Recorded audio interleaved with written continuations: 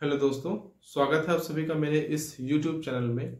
जैसा कि आपने पीछे टॉपिक देख ही लिया होगा, आज हम डिस्कस करेंगे प्रेसिडेंट के बारे में। जो हमारे प्रेसिडेंट हैं, ये हमारे इंडिया के टॉप मोस्ट सेरेमोनियल पोजीशन में एक आते हैं। देखिए, हमारे ये सारे कॉम्पिटिटिव एग्जाम में ये पूछे जाने वाले कुछ क्वेश्चन हैं, उनको आज मैं लेके आया हूँ आपके बीच। तो देखिए, आज हमारा ये टॉपिक है प्रेसिडेंट।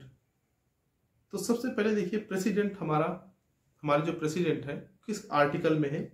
देखिए, आर्टिकल 52 से 78 in part 5 of the constitution deals with the president. जो प्रेसिडेंट है वो आर्टिकल हमारे 52 से 78 के बीच में आते हैं, और ये हमारा पार्ट 5 में यूनियन एग्जीक्यूटिव में प्रेसिडेंट का टॉपिक है। The union executive consist of president, vice president and prime minister and council of minister and attorney general of India. आपसे कभी क्वेश्चन पूछ सकता है, ट्रिकी क्वेश्चन, कि यूनियन एग्जीक्यूटिव में कौन कौन से लोग होते हैं। तो आपको याद रखना है president, vice president, prime minister and council of minister और अटॉर्नी जनरल ऑफ इंडिया। यानी हमारे जो 5 लोग होते हैं ये हमारे सेंट्रल एग्जीक्यूटिव में आते हैं। थोड़ा मैं निब को पतला कर लेता हूँ, बहुत मोटा है यहाँ पर। हाँ, अब ठीक है। तो जो हमारा सेंट्रल एग्जीक्यूटिव में 5 लोग आते हैं। अब आ जाता है कि ये प्रेसिडेंट हमारे इलेक्ट कैसे होते हैं। देखिए, इलेक्शन ऑफ द प्रेसिडेंट। तो देखिए, the elected members of both the houses of parliament, Lok Sabha and Rajya Sabha. ये जो इलेक्शन होता है, तो देखिए हमारे कुछ लोकसभा और राज्यसभा में नॉमिनेटेड मेंबर्स भी होते हैं, लेकिन अब वो जो नॉमिनेटेड मेंबर्स हैं वो इनके इलेक्शन में वो भाग नहीं लेते हैं। हमारे आपको पता है कि हमारा जो लोकसभा है उसमें 2 एंग्लो इंडियंस थे, लेकिन 2020 के बाद ये एंग्लो इंडियंस हटा दिए गए हैं, और हमारे जो राज्यसभा है उसमें अभी भी एंग्लो इंडियंस नॉमिनेट किए जाते हैं। तो जो हमारे नॉमिनेशन वाले एंग्लो इंडियंस हैं वो प्रेसिडेंट के इलेक्शन में पार्ट नहीं लेंगे। The elected members of the legislative assembly of the state. जो हमारे स्टेट के इलेक्टेड मेंबर्स होते हैं वो भी हमारे प्रेसिडेंट के इलेक्शन में पार्ट यानी भाग लेते हैं। जैसे कि एमएलए हो गया हमारा, मेंबर ऑफ लेजिस्लेटिव असेंबली के। इसके बाद थर्ड है हमारा, ट्रिकी हो जाता है ये, the elected members of legislative assembly of union territories of Delhi and Puducherry. कभी भी आपको सवाल ये आ सकता है, ट्रिकी क्वेश्चन पूछ सकता है कि कौन से यूनियन टेरिटरीज के जो मेंबर्स हैं वो इसमें भाग ले सकते हैं। तो हमारा दिल्ली और पुडुचेरी के सिर्फ और सिर्फ इलेक्टेड मेंबर्स। यहाँ पर याद रखने वाली बात यह है कि जो दिल्ली और पुडुचेरी के इलेक्टेड मेंबर्स ही इसमें भाग ले सकते हैं। ये देखिए आगे, nominated members of the legislative assembly of Delhi and Puducherry do not participate in the election of the president. जो हमारे दिल्ली और पुडुचेरी के जो नॉमिनेटेड मेंबर्स हैं वो इसमें पार्ट नहीं लेंगे। आपको पता है जो हमारा प्रेसिडेंट का इलेक्शन है वो the president election is held on the accordance with the system of proportional representation by means of single transferable voting by secret ballot। देखिए, जो प्रोपोर्शनल रिप्रेजेंटेशन होता है, ये हमारे जब प्रेसिडेंट का इलेक्शन होता है तो प्रोपोर्शनल रिप्रेजेंटेशन 2 तरह के होते हैं। एक first past the post system, जो कि हम लोकसभा में जब चुनाव होता है तब ये first past the post system ये लागू होता है। इसमें होता है प्रोपोर्शनल रिप्रेजेंटेशन। देखिए, प्रोपोर्शनल रिप्रेजेंटेशन होता कैसे है, जैसे ये एक बैलेट हो गया, इसमें एक कैंडिडेट यहाँ पर हो गए, 1 2 3 कैंडिडेट हो जाते हैं। होता क्या है, आप प्रेफरेंस चुनते हैं कि पहले सबसे पहले हमको ए नंबर को बनाना है, ए, फिर बी, फिर सी। पहले ए नंबर बनेगा, अगर ए नंबर नहीं होगा तो बी नंबर बन जाए, बी नंबर नहीं तो सी नंबर बन जाए। ये होता है प्रोपोर्शनल रिप्रेजेंटेशन। इसी से हमारा प्रेसिडेंट का जो इलेक्शन है इसी मेथड से होता है। अब हमने प्रेसिडेंट को इलेक्ट तो करा दिया, अब उसके क्वालिफिकेशन क्या क्या होती हैं, क्या क्या चीजें होती हैं जो कि एक आदमी प्रेसिडेंट बन सकता है, तो ये हमारे क्वालिफिकेशन होते हैं। ही should B a citizen of India, वो भारत का नागरिक होना चाहिए, या वो पैदा भारत में हुआ हो या भारत का नागरिक हो पहले से, मतलब यानी नागरिकता ले, या तो वो भारत का नागरिक हो या वो नागरिकता उसने ली है अभी, वो भी प्रेसिडेंट का इलेक्शन लड़ सकता है। लेकिन यूएस में ऐसा नहीं, यूएस में जो यूएस में बॉर्न हुआ है यानी यूएस में पैदा हुआ है, सिर्फ वही प्रेसिडेंट के इलेक्शन में पार्टिसिपेट कर सकता है।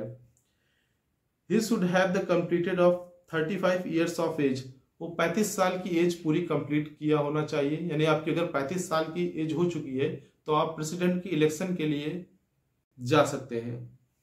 थर्ड है, he should be qualified for the election as a member of Lok Sabha. यहां पर याद रखिएगा जो क्वालिफिकेशन है वो जो लोकसभा के मेंबर की जितनी क्वालिफिकेशन होती है उतनी हमारी प्रेसिडेंट की क्वालिफिकेशन यानी उतनी ही क्राइटेरिया जरूरत होती है जितनी की लोकसभा में जरूरत होती है। He should hold any office of profit under the union government or any state government or any local authority or any public authority। अगर आप कोई भी मिनिस्टर रहे हो या कुछ भी रहे हो, लेकिन जब प्रेसिडेंट, जिस दिन से आप प्रेसिडेंट बन गए हैं उस दिन के बाद से आप कोई भी ऑफिस ऑफ प्रॉफिट जहां से आप कुछ अर्न कर सकते हैं, प्रॉफिट हो, उसमें आप नहीं रह सकते हैं, यानी उसको आपको छोड़ना पड़ेगा, तभी आप प्रेसिडेंट के पद पे रह सकते हैं या रहेंगे। क्योंकि ये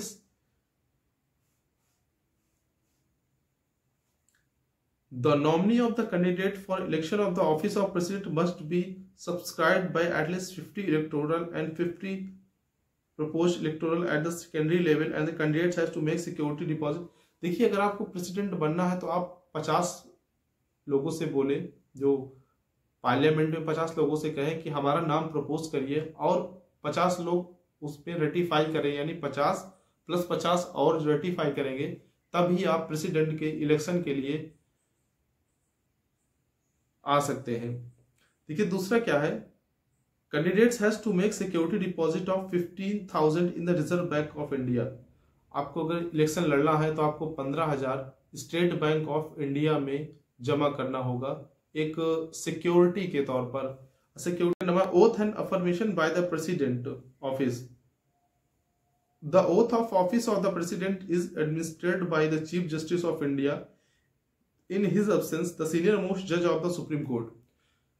जो ओथ होता है, वो शपथ दिलाते हैं, वो हमारे सीनियर मोस्ट जज होते हैं सीजीआई, वो दिलाते हैं। अगर सीजीआई नहीं होते हैं तो सुप्रीम कोर्ट के जो भी सीनियर मोस्ट जज होंगे वो प्रेसिडेंट को शपथ दिलाएंगे। Condition of the president office, office condition क्या होती है, he should be member of either house of the parliament or a house of the state legislature। if such person is elected as president, he is deemed to have vacated his seat on the house on the date in which he enters upon his office of the president। अगर कोई president है वो लोकसभा या राज्यसभा का member होता है, तो जिस दिन से वो प्रेसिडेंट के ऑफिस में जाएगा, यानी जिस दिन से वो प्रेसिडेंट बने, जिस दिन से वो प्रेसिडेंट बने और ऑफिस में एंटर किया, तो ये उनकी जो सीट है वो खाली करनी पड़ेगी। सेकंड है, he should not hold any office of profit. वो जिस दिन से वो प्रेसिडेंट बनेंगे उस दिन से वो कोई भी ऑफिस ऑफ प्रॉफिट की का जो भी ऑफिस होगा वो होल्ड नहीं करेंगे। He is entitled without the payment of rent of the use of his office as resident. जब तक वो प्रेसिडेंट रहेंगे तब तक उसमें कोई भी रेंट नहीं देना पड़ेगा उनको, ये कॉन्स्टिट्यूशन में मेंशन्ड है। He is entitled to such allowances and privileges as may be determined the parliament। Fifth है, his emoluments and allowances cannot be diminished during the term of office। जब तक वो ऑफिस में रहेंगे तो पार्लियामेंट उनके पैसा या अलाउंसेस जो भी उनका मिलता है, पैसा, तनख्वाह या जो आने जाने रहने का जो खर्चा होता है, उसको कम नहीं कर सकती है, बढ़ा सकती है लेकिन कम नहीं कर सकती है। अगर कम करती है तो ये जो इस समय प्रेजेंट प्रेसिडेंट हैं इन पे लागू नहीं होगा, वो लागू होगा जो आने वाले हमारे प्रेसिडेंट हैं उन पे ये चीज लागू होगा। टर्म्स ऑफ प्रेसिडेंट, टर्म क्या होता है? The president holds office for term of 5 year. आपको सबको पता है कि जो हमारे ज्यादातर हमारी जो सरकार है या प्रेसिडेंट हो गए, हमारे वाइस प्रेसिडेंट हो गए, ये हमारे 5 साल के लिए बनते हैं, ये आपको सबको पता है।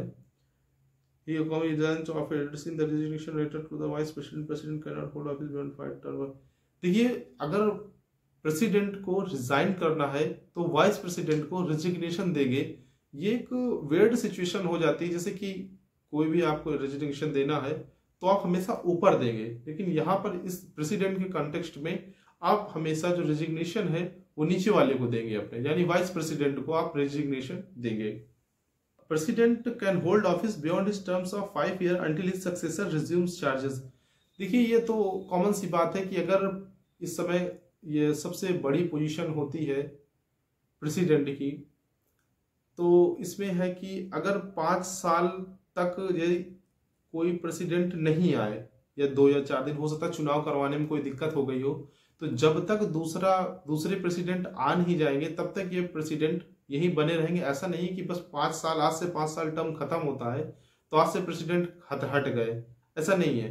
होता क्या है कि ये जो पोजीशन होती है वो बहुत हाईएस्ट पोजीशन होती है, इसी वजह से जब तक दूसरे प्रेसिडेंट अपना कार्यभार उसको सौंपेंगे नहीं, पुराने वाले प्रेसिडेंट जो है वो नए वाले प्रेसिडेंट को अपना कार्यभार सौंपेंगे नहीं, तब तक वो पुराने वाले प्रेसिडेंट ही बने रहेंगे, क्योंकि ये सीट खाली छोड़ने लायक नहीं है। क्योंकि he is also eligible for the election of that office. He may be elected for a number of terms. However, in USA, person cannot elected for to the office of the president more than twice. देखिए, हमारे यहाँ क्या है, कितनी बार भी आप election लड़ सकते हैं और प्रेसिडेंट बन सकते हैं, लेकिन यूएसए के कॉन्टेक्स्ट में ये ऐसा नहीं है। यूएसए में सिर्फ 2 बार ही आप प्रेसिडेंट बन सकते हैं।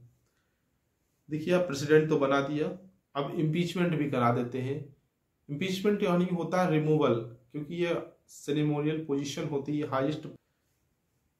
देखिए, the president can be removed from the office by the process of impeachment for violation of the constitution. अगर वो कॉन्स्टिट्यूशन का वायलेशन करते हैं,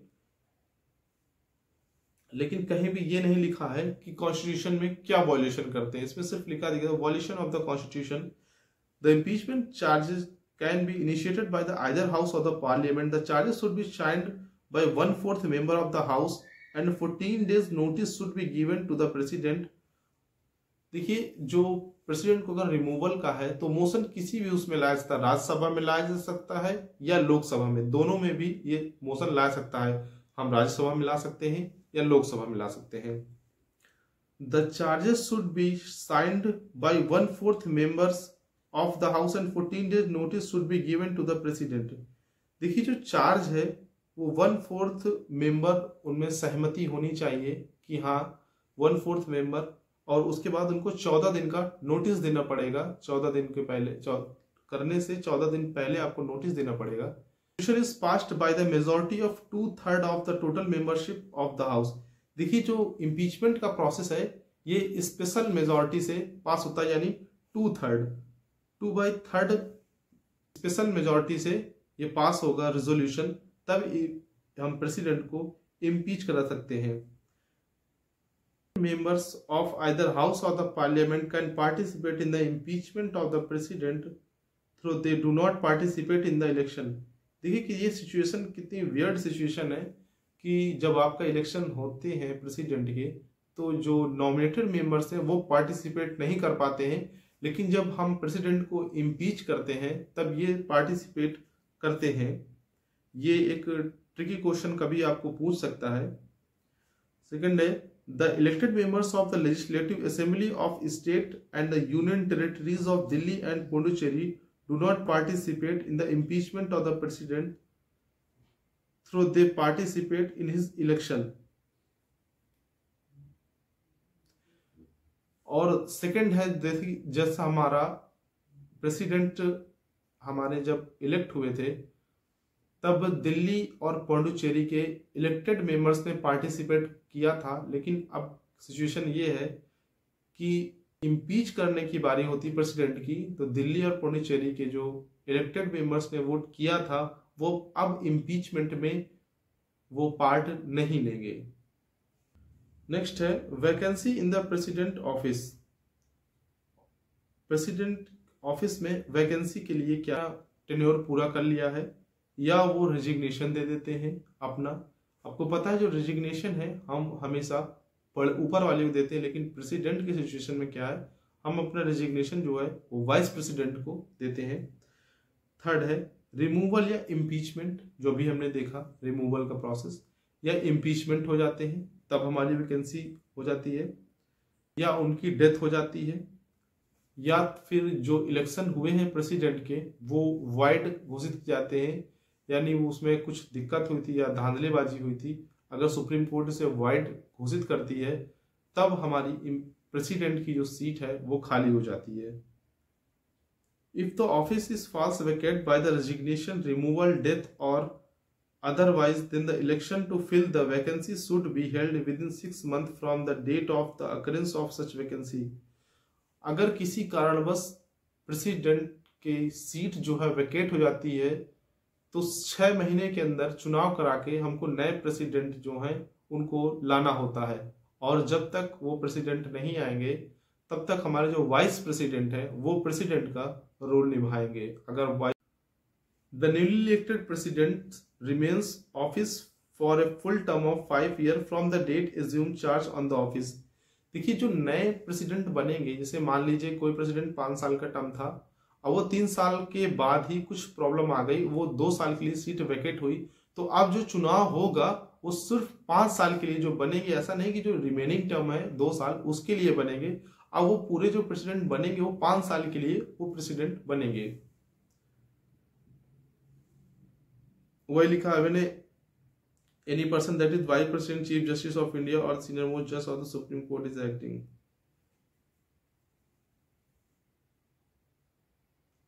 अगर प्रेसिडेंट नहीं रहेंगे तो वाइस प्रेसिडेंट नहीं है तो सीजीआई नहीं है तो सीनियर मोस्ट जज ऑफ सुप्रीम कोर्ट प्रेसिडेंट की जगह लेंगे। As the president or discharging the function of the president, he enjoys all the powers and immunities of the president and is entitled to such emoluments, allowances and privileges as determined by the parliament। देखिए क्या है, जैसे कि आप vice president बन गए तो जो प्रेसिडेंट की जो पावर थी, जो रुतबा था, जो पैसा था, जो भी चीजें प्रेसिडेंट की यूज में थे या प्रेसिडेंट को दिया जाता था वही वाइस प्रेसिडेंट को भी दिया जाएगा, वही सीजीआई को ही दिया जाएगा। ठीक है, उसमें कोई बदलाव नहीं होगा, या कम या ज्यादा कर दिया जाए वो नहीं होगा।